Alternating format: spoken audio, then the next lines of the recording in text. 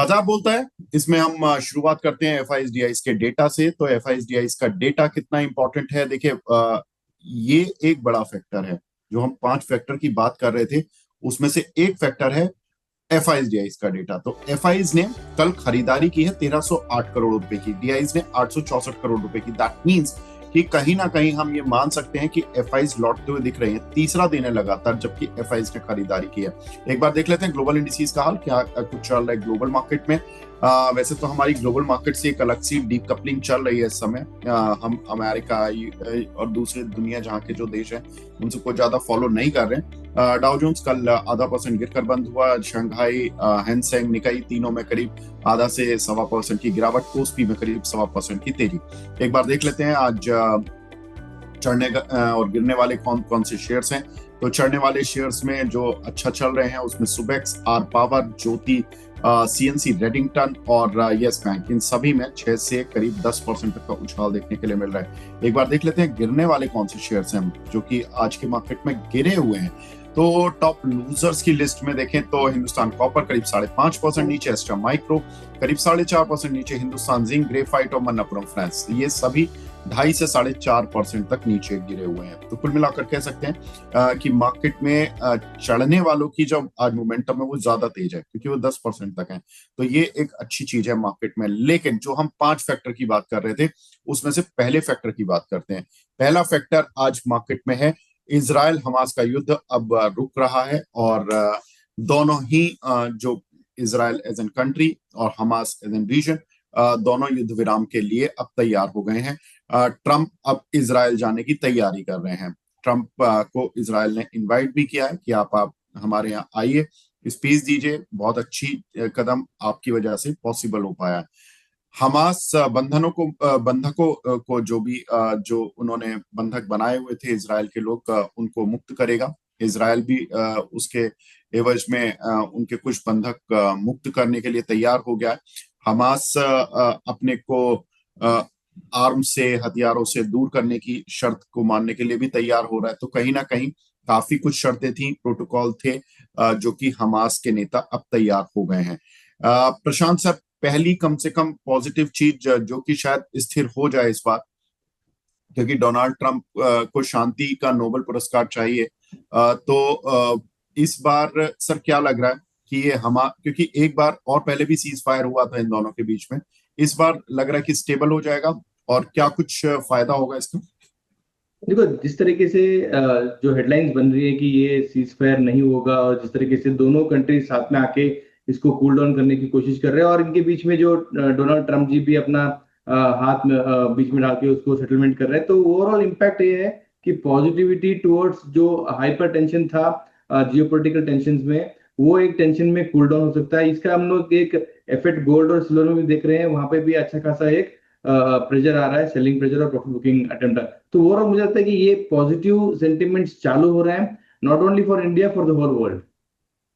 हम्म। Sir, अगर positive sentiment चालू हो रहा है तो ये डिफेंस शेयरों में जो फिलहाल तेजी आई थी वो रुक जाएगी क्या? देखो, डिफेंस मैंने बहुत बार ये बताया कि अभी जो तेजी है वो लॉन्ग टर्म की तेजी है, और जहां पे डिफेंस इंडियन मैन्युफैक्चरर्स है, वो मुझे लगता है कि एक एक्सपोर्ट अपॉर्चुनिटी लॉन्ग टर्म के हिसाब से बहुत सारा एक्सपोर्ट करने वाली है। तो ऑब्वियसली इमीडिएट टर्म्स में तो मैं कुछ ज्यादा मोमेंटम नहीं बोल रहा हूँ, बट यस, लॉन्ग टर्म के लिए अभी भी एक पोर्टफोलियो स्टॉक्स रहेंगे। सर, पहला फैक्टर तो चलिए सीज फायर वाला इंपॉर्टेंट है ही, लेकिन उससे बड़ा इंपॉर्टेंट फैक्टर है डोनाल्ड ट्रंप, जिनके रिश्ते इंडिया से थोड़े खराब हो गए थे। कल हमारे प्रधानमंत्री मोदी जी ने उनको फोन किया और उनको बधाई दी कि आपने हमास का युद्ध रुकवा दिया, बहुत अच्छा कदम रहा।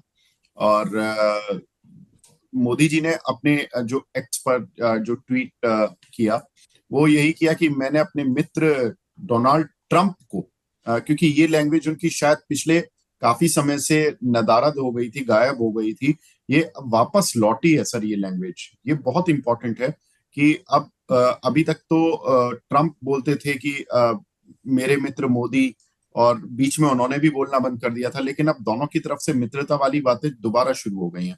ये मार्केट को शायद पॉजिटिविटी दे कि दोनों के जो शीर्ष नेता हैं वो अब एक दूसरे को मित्रता की दृष्टि से देख रहे हैं, अब बोल रहे हैं।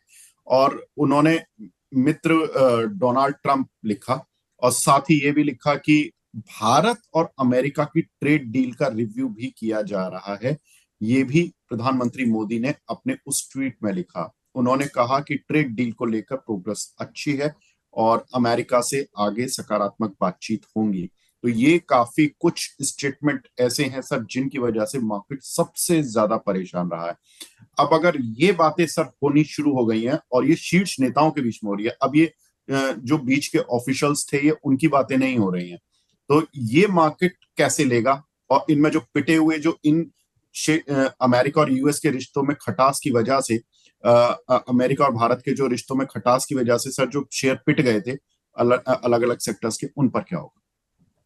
सर ओवरऑल सेंटिमेंट्स बहुत पॉजिटिव हैं। जिस तरीके से आज सुबह मैंने जो ट्वीट पढ़ा, मुझे लगता है कि ये जो आने वाले कुछ दिनों में इंडिया यूएस के ट्रेड के जो अपडेट्स आने वाले हैं वो पॉजिटिव ही तरफ से आएंगे। मुझे लगता है कि वो चीजें लेके ही मार्केट्स लास्ट 6 दिनों से वेरी पॉजिटिव हायर हाइस और हायर क्लोज बनाते हुए उसको डिस्काउंट करते जा रहे हैं। मुझे लगता है कि आने वाले जो वीकेंड में जो दिवाली का जो जोश चालू होगा, मुझे लगता है कि वो टाइम पे आसपास ही ये सब अपडेट्स जो इंडिया और यूएस के बीच में आने वाले हैं। तो सेक्टर्स जो थे, फार्मा हो या ज्वेलरीज हो, ये बहुत सारे जो सेक्टर्स जो एक्सपोर्ट ओरिएंटेड थे, वहां पे जो पिटाई हुई थी, मुझे लगता है कि फिर से उसमें ऑलरेडी एक अच्छा खासा एक्शन आना चालू हो चुका है। और उसमें दो रीजन है, एक तो अर्निंग सीजन भी चालू हो चुके हैं, बिजनेस अपडेट भी चालू हो चुके हैं, प्लस अगर ये उसके ऊपर पॉजिटिविटी आ जाती है तो मुझे लगता है कि this Diwali we can have very good rally towards all time high. Sir Diwali पर ही ऑल टाइम हाई लग जाएगा, दिवाली से पहले ही देखो आप ये कह रहे हैं? सेंटिमेंट्स ऐसे बन रहा है कि जो 2 दिन पहले जो क्लियरिटी मिल चुकी है इंडिया यूएस के ट्रेड डील के ऊपर, मुझे लगता है कि इवन मोदी जी वांट्स और इवन मिस्टर ट्रम्प वांट्स कि इंडिया में जो गुड न्यूज अगर आना है तो वो दिवाली के आसपास आएगा, तो ही उसको एक फेस्टिवल की तरह मनाया जाएगा। Very nice sir.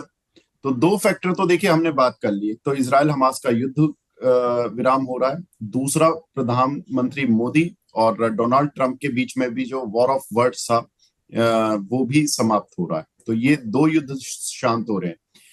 अब तीसरी बात पर आते हैं।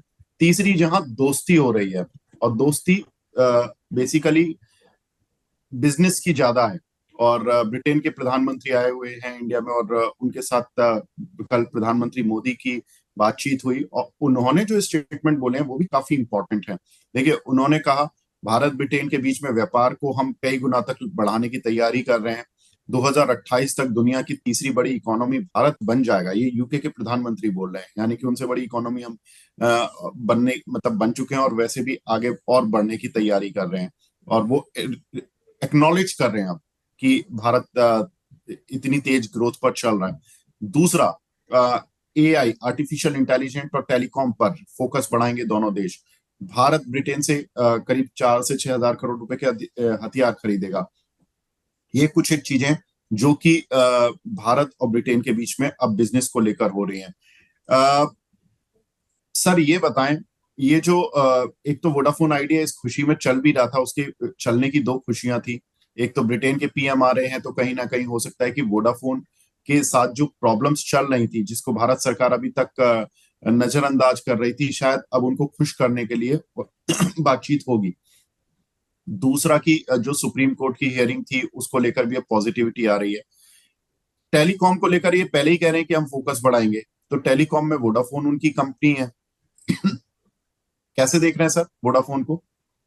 देखो ओवरऑल जो सेंटिमेंट्स जो मैं रीड कर रहा हूँ हेडलाइंस पे और जो है मार्केट में न्यूज जो चल रहे हैं, मुझे लगता है कि वोडाफोन को कहीं ना कहीं एक बेनिफिशियरली बेनिफिट्स देने की कोशिश हो रही है।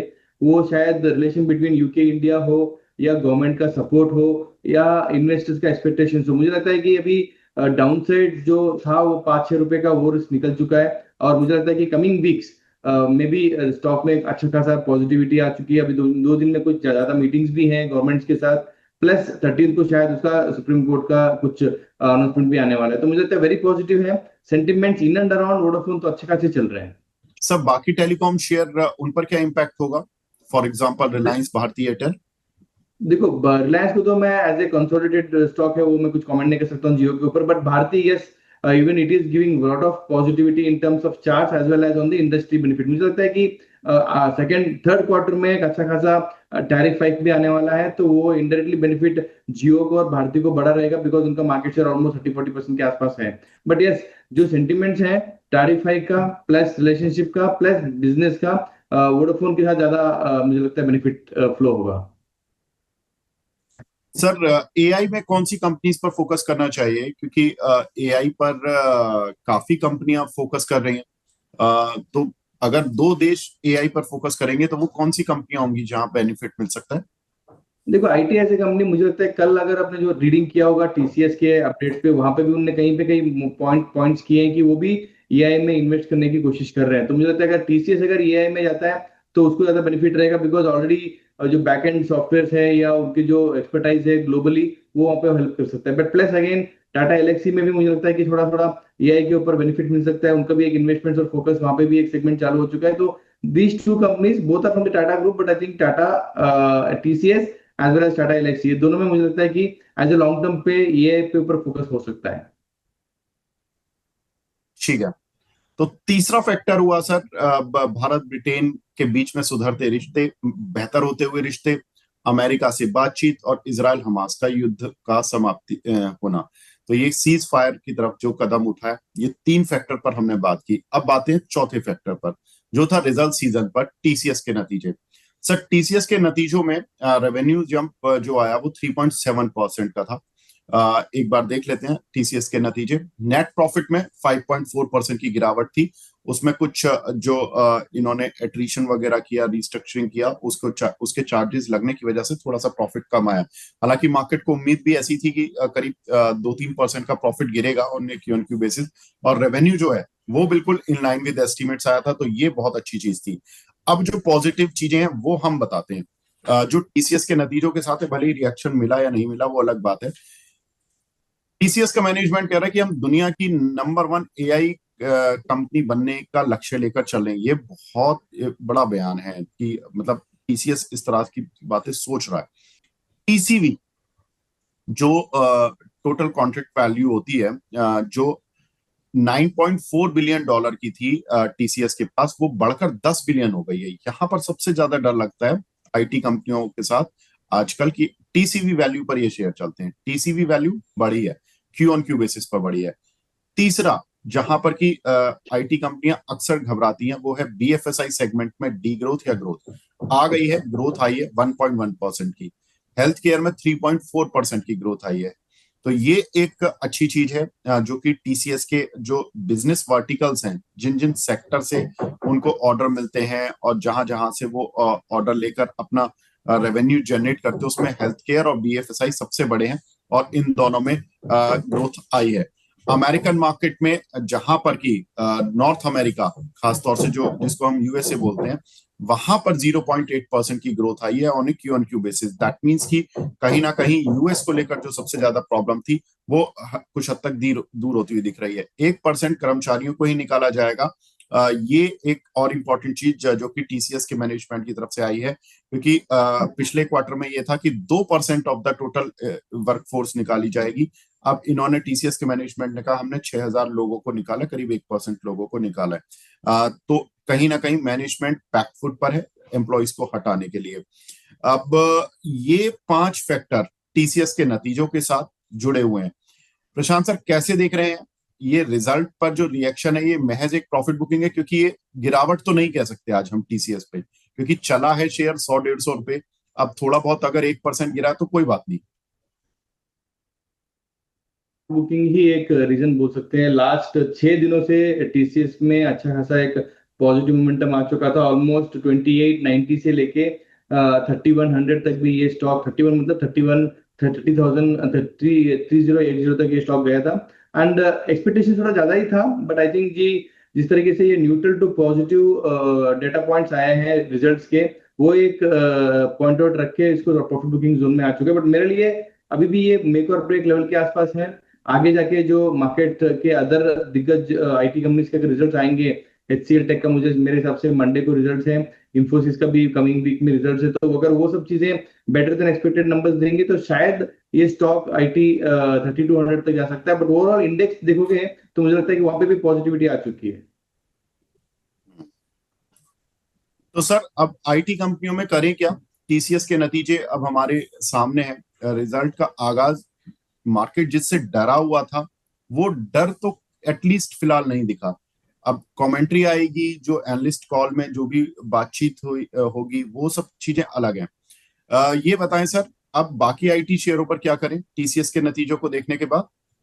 देखो मैं लास्ट फ्यू मंथ से ये देख रहा हूँ कि स्पेसिफिकली कोई स्टॉक चूज ना करते हुए आईटी बीस जो है उसका ईटीएफ, उसको अगर हम लोग बेंचमार्क करके उसको अगर ट्रेड करना चालू कर देंगे तो मुझे लगता है कि वहां पे ज्यादा अपॉर्चुनिटीज लग रहे हैं। अभी भी चल रहा है 38.3885 के आसपास। मुझे लगता है कि स्टॉक स्पेसिफिक फोकस ना करते हुए आईटी बीस में अगर हम लोग फोकस करके ट्रेड करेंगे तो we will have a very consolidated positive view on IT industry.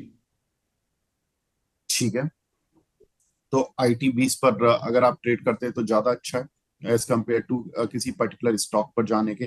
तो ये एक पॉजिटिव चीज जो कि टीसीएस के नतीजे और टीसीएस के साथ रही। अब ये तो हुआ चौथा फैक्टर मार्केट का। अब पांचवें फैक्टर की बात करते हैं, जो सारे फैक्टर का निचोड़ वो खुद दे देता है, वो है एफआईज की खरीदारी। लगातार 3 दिन से हो रही है। देखिए, काफी दिनों बाद, काफी शायद महीने भी हो गए हैं, जब वो लगातार 3 दिन तक एफआईज की खरीदारी नहीं हुई थी। अब एफआईज की खरीदारी लौटी है, बीच बीच में लौटी थी। कभी सितंबर में 1-2 दिन के लिए हो गई, कभी जुलाई अगस्त, इस तरह से कभी 1-2 दिन के लिए हो जाती थी, लेकिन 3 दिन लगातार मुश्किल ही हुई है। मैं जुलाई से तो डेटा देख रहा था, 3 दिन मुझे लगातार नहीं दिखे। प्रशांत सर, एक चीज बताएं। देखिए, 100, 200, 500 करोड़ की बाइंग से तो कुछ होने वाला है नहीं। अगर वो 1,000 करोड़ से ऊपर की बाइंग है तभी बाइंग मानी जाएगी। अब इंडियन मार्केट का साइज भी इतना बड़ा हो गया है। कल जो परसों खरीदारी थी वो महज आई थिंक 150 करोड़ रुपए की थी, शायद 81 करोड़ रुपए की थी। लेकिन उससे पहले दिन वो ठीक ठाक खरीदारी थी, ट्यूसडे को ठीक खरीदारी थी, वेडनेसडे थोड़ा सुस्त था, लेकिन थर्सडे की जो खरीदारी है वो अच्छी खासी है, 1,308 करोड़ रुपए की। अब क्या कहते हैं सर कि एफआईज अगर लौटेंगे तो मार्केट, मतलब किस दिशा में, कितना तेजी से आगे बढ़ेगा?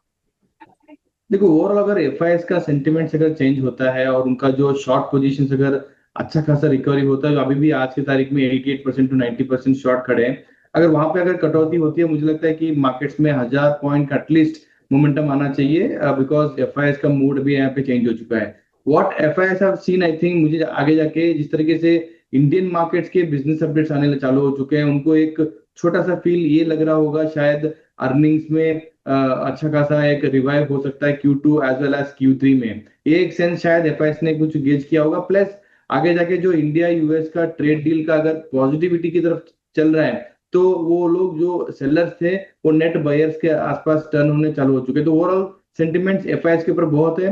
अभी तो 3 ही दिन हुए हैं, मुझे लगता है कि अगर 2,000 3,000 करोड़ का अगर कोई वैल्यू बाइंग आने लगा तो मुझे लगता है कि मार्केट एक डिफरेंट मूड में आ जाएगा। ठीक है सर। सर, ये जो ब्रोकिंग के शेयर पिटे थे, एक्सचेंजेस के शेयर पिटे थे, सीडीएसएल और जो कैम्स वगैरह, ये जितने भी सारे इस सेगमेंट से कि इक्विटी मार्केट चलेगा तो ये शेयर अक्सर हमने चलते हुए देखे हैं। इनमें कोई आपकी पसंद या नापसंद? आई थिंक सर रिसेंटली मतलब ऑलरेडी चल चुके हैं। मुझे लगता है कि नुवामा एज ए स्टॉक बहुत पसंद था मुझे। लास्ट एक महीने में ऑलमोस्ट 1,000 रुपए का मोमेंटम आ चुका है। प्रॉक्सी मानते हुए सीडीएसएल हो या कैम्स हो, ये स्टॉक भी ऑलमोस्ट अभी लास्ट 1 वीक 10 डेज से चलने चालू हो चुके हैं। But again sentimental short term तो पॉजिटिव है, बट इसको आप ये शॉर्ट टर्म के हिसाब से मत देखो, इसको एज ए पोर्टफोलियो स्टॉक्स को हिसाब से ही देखना चाहिए। बट जिस तरीके से आईपीओ इतने सारे आ चुके हैं तो ऑब्वियसली सीडीएसएल हो या एनएसडीएल हो, इनमें अच्छा खासा मोमेंटम आ सकता है, because new companies getting into markets will add lot of folios and all. तो मुझे लगता है सीडीएसएल में अच्छा खासा मोमेंटम आ सकता है। जिस तरीके से म्यूचुअल फंड इंडस्ट्री ग्रो हो रहा है वहां पे कैम्स और के फिनटेक्स, वहां पे भी मुझे लगता है कि अच्छा खासा मोमेंटम आ सकता है। This are the proxies for the capital markets. Every dip has to be bought. Sir, अगर हम देखें तो अब चूंकि 5 फैक्टर पर हमने बात कर ली, एफआईज लौट रहे हैं, आईटी के नतीजे ठीक हैं, युद्ध विराम हो रहा है, डोनाल्ड ट्रंप से अच्छी बातचीत हो रही है, यूके के प्रधानमंत्री से अच्छी बातचीत हो रही है, ये पांचों फैक्टर को सम करें तो मार्केट में आप कह रहे हो कि मोमेंटम भी आएगा, 1,000 पॉइंट से ज्यादा की निफ्टी रैली दिखा सकता है, ऑल टाइम हाई की भी अब आप बात कर रहे हो। सर, इसमें कौन से ऐसे शेयर्स होंगे जो आपकी रडार पर हैं कि ये तो खरीदने ही खरीदने हैं, या मतलब इनमें तो अपने पोर्टफोलियो को एक अच्छा वेटेज देना ही देना है। देखो, अगर अगर हैवी वेट की बात करते हैं, मुझे लगता है कि भारतीय Airtel should be one stock one should focus more on. Tata steel में मुझे लगता है कि अच्छा खासा मोमेंटम आना चाहिए। SBI bank again should be highly focus, मुझे लगता है कि वहां पे भी अच्छा खासा मोमेंटम अभी भी मिसिंग है और ब्रेकआउट के आसपास ही खड़ा हो रहा है। और फार्मा कंपनीज में मुझे लगता है डॉक्टर रेड्डीज हो, सिप्ला हो, ये दोनों में फोकस करना चाहिए कि आगे जाके जो 1000 पॉइंट्स पे जो मोमेंटम मैं एक्सपेक्ट कर रहा हूँ, वहां पे ये स्टॉक्स मोमेंटम आएगा। Jio finance should also be a part of that. M&M again should be part of that biggest rally which I am expecting in next 10-15 days. Sir इनके टारगेट्स भी बता दीजिए, कितने अपसाइड, कितना आप एक्सपेक्ट कर रहे हैं इन सभी में? देखो, अगर M&M की बात करें, मुझे लगता है कि यहाँ से एटलीस्ट 200 रुपए का मोमेंटम आना चाहिए, 3650 के आसपास एक टारगेट आना चाहिए as soon as market takes that biggest rally. और जियो फाइनेंस में मुझे लगता है कि 325 330 ये मोमेंटम आना चाहिए जियो फाइनेंस के आसपास। और भारतीय एयरटेल अगेन मुझे लगता है यहाँ से 2100 तक का एक मोमेंटम आना चाहिए भारतीय एयरटेल में। SBI again should be biggest mover advantage, मुझे वहां पे दिखता है ऑलमोस्ट यहाँ से 920 950 के रेंज तक आना चाहिए एसबीआई बैंक में अंदर। जी सर, एक चीज जो कि हमारी बात नहीं हो पाई, क्योंकि हमने देखा था कि टेक्सटाइल शेयर काफी पिटे थे पीछे, जब डोनाल्ड ट्रंप और मतलब कह सकते हैं अमेरिका और भारत के बीच में जब टेंशन एस्केलेट हुई, यही एक ऐसा सेक्टर बचा है अभी तक जिसको लेकर भारत सरकार भी पॉजिटिविटी नहीं दे पाई। ऑटो पिटा था, ऑटो को बूस्ट मिल गया। आपका आईटी पिटा था, आईटी को रिजल्ट ने, या हम कह सकते हैं कि कुछ फैक्टर्स में थोड़ी सी रैली दे दी। फार्मा पिटा था, फार्मा पे बात हो गई कि भाई जेनरिक पर कुछ नहीं हो रहा है।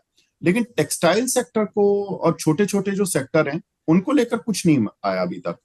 आपको लगता है कोई देखो, छोटा sector like shrimp, textile, leather, इनमें कोई चलेगा? देखो, मैं टेक्सटाइल और लेदर तो उतना ट्रैक नहीं करता हूँ, बट ऑब्वियसली ये अगर अगर रिश्ते अच्छे होते हैं तो इन सेक्टरों में थोड़ा सा सेंटिमेंटल पॉजिटिव मूव आ सकता है। But again that will not turn out to be fundamentally a profit driven, fundamentally a top line driven news. मुझे लगता है सेंटिमेंट्स ही इंप्रूव हो सकते हैं, जहाँ पे इम्पैक्ट ऑफ टेक्सटाइल अभी सीवियर अभी लग रहा है। बट अगर रिलेशनशिप अच्छे हो जाएंगे तो शायद वो जो एडिशनल टैक्सेस जो लगने लगे थे वो शायद कम हो सकते हैं। बट ओवरऑल मुझे लगता है इंडस्ट्री अभी भी ग्रोथ ट्रिगर जो है वो डोमेस्टिक ड्रिवन ही है। एक्सपोर्ट बहुत कम ही ड्राइव करता है for overall as a sector. तो ओवरऑल में जो मोमेंटम ज्यादा कुछ खास नहीं लग रहा है टेक्सटाइल के आसपास। ठीक है सर, कोई ऐसा शेयर इन छोटे सेक्टर में, कोई स्मॉल कैप भी बताए, क्योंकि आपने भी जो जितने भी बताए सर वो थोड़े लार्ज कैप साइड के थे। महिंद्रा एंड महिंद्रा, भारती, जो कोई छोटा शेयर 100 200 300 की रेंज तक का, जहां पर कि लगता हो कि मोमेंटम तेज आ जाएगा। आई थिंक मतलब considering the US India trade deal. जी sir, in context with the US India deal. I think अगर ऑटो एंसिलरीज में फोकस करते हैं तो मुझे लगता है कि Belrise can be one stock, जहाँ पे 145 150 के आसपास चल रहा है, तो बेलरेस कैन बी वन स्टॉक, वहां पे अच्छा खासा मोमेंटम आ सकता है ऑटो एंसिलरीज में। और second would be INOX India, can be another stock one should focus more on. और यस, ये दो तीन स्टॉक्स ही हो सकते हैं। ठीक है, आइनॉक्स इंडिया, बेलराइज, ये कुछ एक शेयर हैं जो कि थोड़ी छोटी रेंज में है और सबको लगता है कि यहाँ पे मोमेंटम अच्छा बन सकता है। बाकी सर ने लार्ज कैप शेयर बताए। सर ने बताया कि महिंद्रा एंड महिंद्रा, भारती जैसे कुछ दिग्गज हैं जो कि अच्छे चल सकते हैं। सर ने बताया कि मार्केट अच्छा चल सकता है, ऑल टाइम हाई की तैयारी यहाँ कर सकते हैं। तो ये 5 फैक्टर इंडियन मार्केट को काफी आगे तक ले जा सकते हैं। दिवाली इस बार शायद अच्छी बन जाए, ऐसी दुआ करें हम लोग, क्योंकि दिवाली तक अभी तक हमने बहुत पेन झेला है। हम दशहरे तक तो हम कह सकते हैं कि बहुत पेन झेला है, अब ज्यादा दिन बचे नहीं है दिवाली के। और अब अगले 15 दिन 20 दिन, जो 10-15 दिन है, ये अच्छे गुजर जाएं तो शायद मार्केट एक अच्छी दिशा पकड़ पाए अच्छे मोमेंटम के साथ। अ, अब हमारे साथ दूसरे खास मेहमान भी जुड़े हैं, हमारे साथ अंशुल जी जुड़े हैं। अंशुल जी, गुड मॉर्निंग। सर नमस्कार। गुड अंशुल जी, मॉर्निंग। अच्छा, आज तो मोमेंटम आ गया मार्केट में फाइनली, थोड़ा सा जो दिखा है रिजल्ट। और ये अच्छी चीज ये है कि सर रिजल्ट आवाज नहीं सीजन आ के रही आपकी। पहले दिन, रिजल्ट सीजन के साथ आया है ये मोमेंटम। कहाँ देख रहे हैं सर निफ्टी? सर निफ्टी वहीं देख रहे हैं, निफ्टी बैंक निफ्टी, जहां हम डिस्कशन स्टार्ट किए थे 54,400 पे हायर लो बना है, 57,400 बैंक निफ्टी को जाना है, तो छोटे मोटे डिप्स पे शॉर्ट करने की गलती मत कीजिएगा, जहां मौका मिल जाए वहां लॉन्ग कर लीजिएगा। बैंक निफ्टी 57,300 57,500 की जोन के पहले कोई बड़ा रेजिस्टेंस नहीं है, पॉज इन द ट्रेंड था जो 2 दिन में निकल गया, आराम से चल जाएगा। क्वार्टरली वीवैप से हायर लो बनाता है, ये पैटर्न आपको रटा रहना चाहिए। एग्जाम्पल भी दिया था कि निफ्टी में जब क्वार्टरली वीवैप से हायर लो बनाता है तो 1000 पॉइंट निफ्टी चली थी, तो 1:3 पे 3000 पॉइंट बैंक निफ्टी बनती है। 54,300 400 कुछ भी पकड़ लीजिए, वहां से 3000 पॉइंट की रैली में लगभग 2500 पॉइंट निकल गए, 500 700 पॉइंट और बचे हैं, वो भी आराम से मिल जाएंगे। लेकिन मेरे को नहीं लगता कि ये 57,500 पे रुकेगी। मेरे हिसाब से ये 2-4 दिन का पॉज लेगी, 2-4 दिन पुल बैक लेगी, वीक लॉन्ग्स को शेकआउट करेगी, सब चीज करेगी, लेकिन जा रही है बैंक निफ्टी 60,000। तो मैं पूरी तरीके से बुलिश हूं, बैंक निफ्टी 60,000 पहुंचते पहुंचते निफ्टी 25,700 आराम से टप जाएगी। तो बिल्कुल हर गिरावट पे नहीं खरीदना है, हर गिरावट के बाद जब पहला मोमेंटम बुल साइड का बने तुरंत बाई कर लीजिएगा। ठीक है, तो गिरावट के बाद मोमेंटम बने तो खरीदारी करने की तैयारी। अंशुल भाई, प्रशांत जी हमारे साथ हैं। प्रशांत सर कह रहे हैं कि दिवाली इस बार अच्छी बनेगी और ऑल टाइम हाई की भी तैयारियां करनी है हमें। ये 25,700 तो ज्यादा दूर बचा नहीं है सर, कुछ अच्छी बात बताओ थोड़ा प्रशांत सर वाली, कि दिवाली मतलब 26,277 वाला जो लेवल है वो कट जाए। आपको बड़ा वाला चाहिए? बड़ा वाला बताता हूँ, रुको। सुबह ही अभी बड़ा वाला डिस्कस किया था, चार्ट शेयर आपके पास हो नहीं पाएगा।